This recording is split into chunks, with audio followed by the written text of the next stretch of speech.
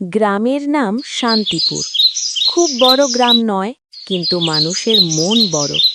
এই গ্রামেই থাকে রঘু মিয়া, তার স্ত্রী মাধবী আর রঘুর বুড়ো মা কমলা বিবি।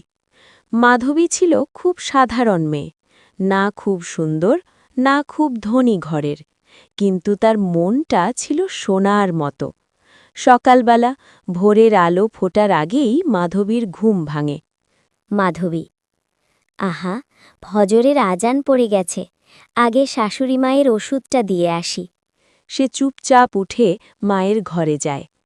মা, উঠেছেন? এই নিন গরম পানি আর ওষুধ। তুই না থাকলে জানি কি হতো রে মা, নিজের মেয়ের থেকেও আপন লাগিস। মাধবী কিছু বলে না, শুধু মুচকি হেসে রান্নাঘরে চলে যায়। রঘু মিয়ার দিনমজুর, প্রতিদিন কাজ জোটে না। একদিন সন্ধ্যায় রঘু হতাশ হয়ে বলে, মাধবী, আজ কাজ পেলাম না, চালটা প্রায় শেষ। চিন্তা করো না, আজ একটু পাতলা ভাত খাবো, আল্লাহ চাইলে কাল কিছু হবে। তুমি কখনো অভিযোগ করো না কেন? অভিযোগ করলে কি পেট ভরবে?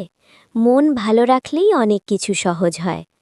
একদিন পাশের বাড়ির শিখা বৌদি কাঁদবে কাঁদতে আসে। মাধবী, আমার ছেলেটা খুব অসুস্থ, ডাক্তার দেখানোর টাকা নেই।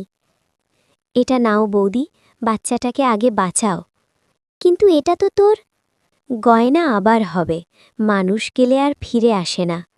শাশুড়ির কথা।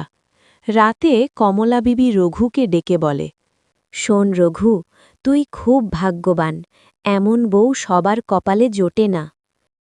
আমি জানি মা, কিন্তু আমি তো ওর জন্য কিছুই করতে পারছি না। কমলা বিবি, ভালোবাসা আর সম্মান দিলেই অনেক হয় রে মা। কয়েক বছর পর গ্রামে সবাই মাধবীকে খুব সম্মান করে। কোনো ঝামেলা হলে সবাই তার কাছে আসে।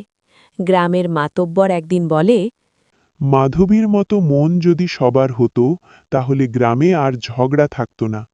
মাধবী লজ্জা পেয়ে বলে, আমি তো কিছুই না, সবাই মিলেই ভালো। একদিন রাতে রঘু বলে, মাধবী, তোমার জন্যই আমার জীবনটা সুন্দর। মাধবী হালকা হেসে বলে, সংসার সুন্দর হয় মানুষ ভালো হলে, আমি শুধু চেষ্টা করি ভালো থাকতে। গল্পের শিক্ষা। ভালো মন, ধৈর্য আর ত্যাগ, এই তিনটি থাকলে সংসার কখনো গরিব হয় না।